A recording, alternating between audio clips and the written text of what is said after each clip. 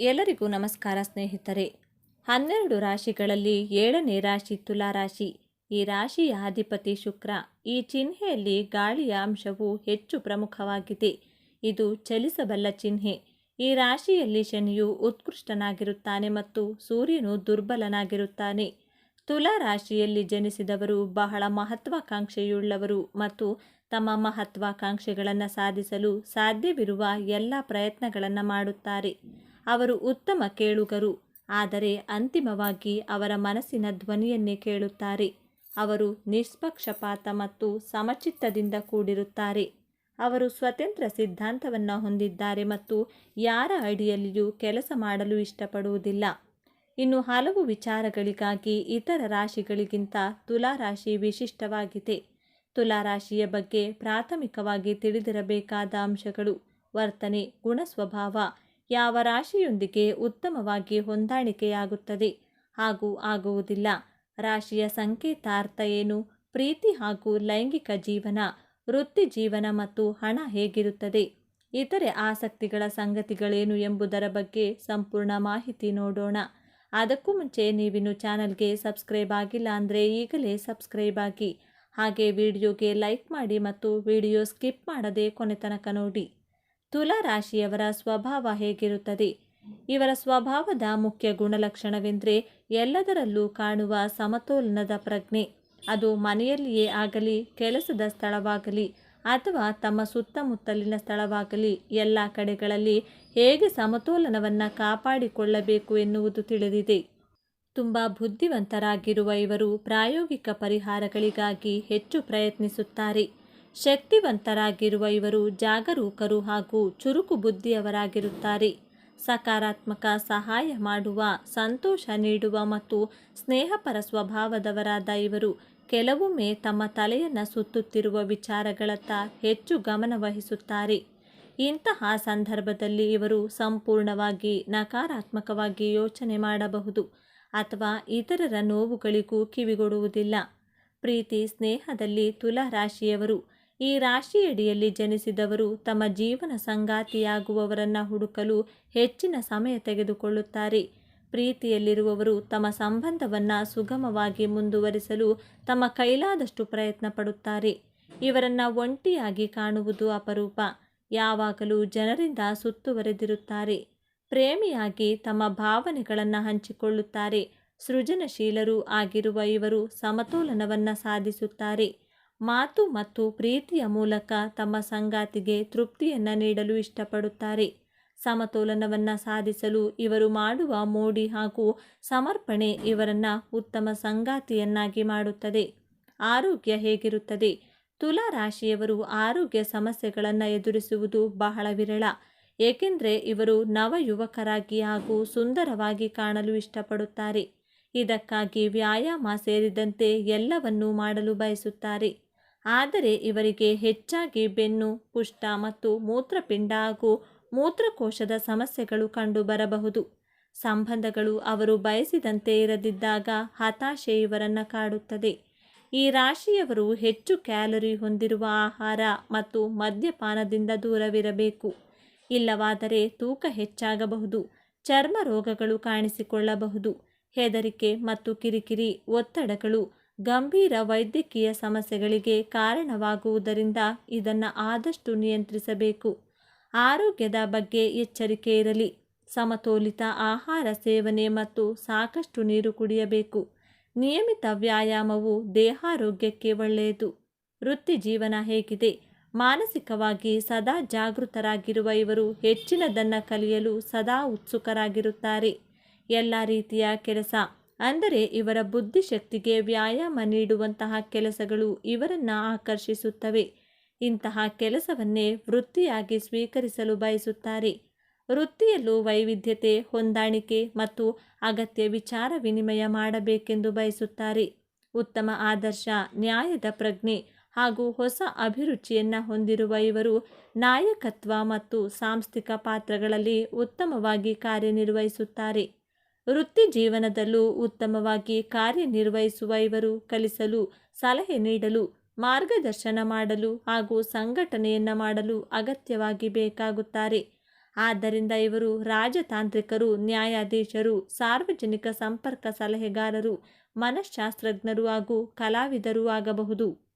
ತುಲಾ ರಾಶಿಯವರ ಗುಣಲಕ್ಷಣಗಳು. ತುಲಾ ರಾಶಿಯವರು ದಯಾಶೀಲರು, ಸೌಮ್ಯ ಸ್ವಭಾವದವರು, ಸೌಂದರ್ಯವಂತರು ಮತ್ತು ಶಾಂತಿಪ್ರಿಯರು. ಪ್ರತಿಯೊಬ್ಬರನ್ನು ಹೇಗಾದರೂ ಆಗಲಿ ಸಂತೋಷದಲ್ಲಿಡಲು ಪ್ರಯತ್ನಿಸುವ ಇವರಂತೆ ಇನ್ನೊಬ್ಬರಿಲ್ಲ. ಇದೇ ಕಾರಣಕ್ಕೆ ಒತ್ತಡಕ್ಕೂ ಒಳಗಾಗುತ್ತಾರೆ. ಇವರು ಬಹಳ ಸಕಾರಾತ್ಮಕ ಗುಣಗಳನ್ನು ಹೊಂದಿರುತ್ತಾರೆ. ಜೊತೆಗೆ ನಕಾರಾತ್ಮಕ ಗುಣಗಳೂ ಇರುತ್ತವೆ. ಚಿಂತನಾಶೀಲರು, ಯಾರಲ್ಲೂ ಪಕ್ಷಪಾತ ಮಾಡದ ಆಕರ್ಷಕ ವ್ಯಕ್ತಿತ್ವದವರು. ಸಾಧಾರಣ ವ್ಯಕ್ತಿಯಾದ ಇವರು ಎಲ್ಲದಕ್ಕೂ ಹೊಂದಿಕೊಳ್ಳಬಲ್ಲ ಮನವೊಲಿಸುವ ಸ್ವಭಾವದವರು. ಪ್ರೀತಿಯಿಂದ, ಹರ್ಷಚಿತ್ತದಿಂದ ಸಹಾನುಭೂತಿ ತೋರುವ ಇವರು ಉದಾರ ಮನಸ್ಸಿನವರು. ಚಾತುರ್ಯ ಹಾಗೂ ಸಮತೋಲ ಇವೆಲ್ಲವೂ ಇವರ ಸಕಾರಾತ್ಮಕ ಗುಣಗಳಾದರೆ, ತೀರ್ಮಾನಕ್ಕೆ ಬರಲಾಗದಿರುವುದು, ಉಗ್ರ ಸ್ವಭಾವ, ಅಜಾಗರೂಕತೆ, ಆತುರ, ಹುಚ್ಚು ಧೈರ್ಯ, ಸೂಕ್ಷ್ಮ ಮನಸ್ಸು, ಇತರರ ಅಭಿಪ್ರಾಯಗಳನ್ನು ಕಡೆಗಣಿಸುವುದು ಇವರ ನಕಾರಾತ್ಮಕ ಗುಣಗಳಾಗಿರುತ್ತವೆ. ತುಲಾ ರಾಶಿಯವರ ಸ್ನೇಹಿತರು ಮತ್ತು ಕೌಟುಂಬಿಕ ಸಂಬಂಧ ಹೇಗಿದೆ? ಸ್ನೇಹಿತರು ತುಲಾ ರಾಶಿಯವರು ಹೆಚ್ಚು ಸಾಮಾಜಿಕವಾಗಿರುತ್ತಾರೆ ಮತ್ತು ಅವರ ಸ್ನೇಹಿತರನ್ನು ಹೆಚ್ಚು ಬೆಳಕಿಗೆ ತರುತ್ತಾರೆ. ಆದರೆ ಕೆಲವೊಮ್ಮೆ ಅವರ ನಿರೀಕ್ಷೆಯ ಪಟ್ಟಿಗಳನ್ನು ತುಂಬ ಹೆಚ್ಚಿಸುತ್ತಾರೆ ಮತ್ತು ಸ್ನೇಹವನ್ನು ಆರಿಸಿಕೊಳ್ಳಬೇಕಾದಾಗ ಅವರ ಮುಂದೆ ನಿಂತಿರುವ ವ್ಯಕ್ತಿಗಿಂತ ತಾವು ಶ್ರೇಷ್ಠರೆಂದು ಭಾವಿಸುತ್ತಾರೆ. ಅವರ ಸ್ವಭಾವವು ಅವರನ್ನು ನಿರ್ದಾಕ್ಷಿಣ್ಯವಾಗಿಸುತ್ತದೆ. ಅದಕ್ಕಾಗಿಯೇ ಅವರು ಕೊರತೆಯನ್ನು ಎದುರಿಸಬಹುದು. ಚಾತುರ್ಯ ಮತ್ತು ಶಾಂತ. ಅವರು ಬಯಸಿದಲ್ಲಿ ಯಾವುದೇ ಸಮಸ್ಯೆಯ ಮೂಲಕ ಸಂವಹನ ನಡೆಸಬಹುದು. ಇತರರು ತಮ್ಮ ವೈಯಕ್ತಿಕ ಘರ್ಷಣೆಗಳು ಮತ್ತು ಇತರ ಜನರೊಂದಿಗಿನ ತೊಂದರೆಗಳ ಇನ್ನೊಂದು ಬದಿಯನ್ನು ಅರ್ಥ ಮಾಡಿಕೊಳ್ಳಲು ಸಹಾಯ ಮಾಡುತ್ತಾರೆ. ಕುಟುಂಬ. ಸೂರ್ಯನ ಒಂದು ನಿರ್ದಿಷ್ಟ ದೌರ್ಬಲ್ಯವನ್ನು ನೀಡಿದ ಕುಟುಂಬದಲ್ಲಿ ಜನಿಸಿದ ತುಲಾ ತಮಗೆ ಅರಿವಿಲ್ಲದಂತೆ ಕುಟುಂಬ ಸದಸ್ಯರ ನಡುವೆ ಅಪರಾಧ ಭಾವನೆಯನ್ನು ವರ್ಗಾಯಿಸಬಹುದು. ಸಾಮರಸ್ಯದ ನಿರಂತರ ಹುಡುಕಾಟದಲ್ಲಿ ಈ ವ್ಯಕ್ತಿಗಳು ತಮ್ಮ ಹೆತ್ತವರು ಮತ್ತು ಒಡ ಹುಟ್ಟಿದವರೊಂದಿಗೆ ಸಂಘರ್ಷವನ್ನು ತಪ್ಪಿಸಲು ಮಾತ್ರ ಒಪ್ಪುವ ಪ್ರವೃತ್ತಿಯನ್ನು ಹೊಂದಿರುತ್ತಾರೆ. ಒಂದು ಸವಾಲು ಬಂದಾಗ ಅವರ ಹಿಂದಕ್ಕೆ ಹೆಜ್ಜೆ ಹಾಕುತ್ತಾರೆ.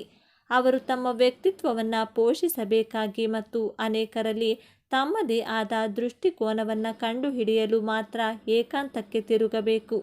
ಅವರು ಉತ್ತಮವಾಗಿ ನಿರ್ಮಿಸಲ್ಪಟ್ಟಿದ್ರೆ ಮತ್ತು ಅವರ ಆಂತರಿಕ ಶಕ್ತಿಯ ಪ್ರಜ್ಞೆಯಲ್ಲಿ ಕೆಲಸ ಮಾಡುತ್ತಿದ್ದರೆ ಅವರು ಉತ್ತಮ ಪೋಷಕರು ಮತ್ತು ಆದರ್ಶಪ್ರಾಯರಾಗಿರುವುದನ್ನು ಸುಲಭವಾಗಿ ಕಂಡುಕೊಳ್ಳುತ್ತಾರೆ. ಅವರು ತಿಳಿದಿರುವ ಎಲ್ಲವನ್ನೂ ತಮ್ಮ ಮಕ್ಕಳೊಂದಿಗೆ ಹಂಚಿಕೊಳ್ಳಲು ಸಿದ್ಧರಾಗುತ್ತಾರೆ. ತುಲಾ ರಾಶಿಯವರ ವೃತ್ತಿ ಜೀವನ ಮತ್ತು ಹಣ ಹೇಗಿರುತ್ತೆ? ಪ್ರತಿ ತುಲಾ ರಾಶಿಗೆ ಸಂತೋಷದ ಜೀವನದ ಕೀಲಿಯು ಉತ್ತಮವಾದ ಸಮತೋಲನದಲ್ಲಿದೆ. ಅಂದರೆ ಅವರು ತಮ್ಮ ಖಾಸಗಿ ಜೀವನ ಮತ್ತು ಅವರ ಪ್ರೀತಿ ಪಾತ್ರರಿಗೆ ಸಾಕಷ್ಟು ಸಮಯವನ್ನು ನಿಗದಿಪಡಿಸದೆ ಕೆಲಸ ಮಾಡಲು ಬದ್ಧರಾಗುವುದಿಲ್ಲ. ಅವರಿಗೆ ಕೆಲಸ ಮಾಡುವ ಜನರನ್ನು ಸಂಘಟಿಸಲು ಅನಗತ್ಯವಾದ ಸವಲತ್ತುಗಳನ್ನು ಕೆಲವೊಮ್ಮೆ ಹೊಂದಿರದಿದ್ದರೂ ಸಹ ಅವರು ಪ್ರೀತಿಪಾತ್ರ ನಾಯಕರಾಗಬಹುದು ಮತ್ತು ಅವರ ಹಾದಿಗೆ ಬರುವ ಸವಲತ್ತುಗಳಿಗೆ ಅರ್ಹರಾಗಲು ಶ್ರಮಿಸುತ್ತಾರೆ.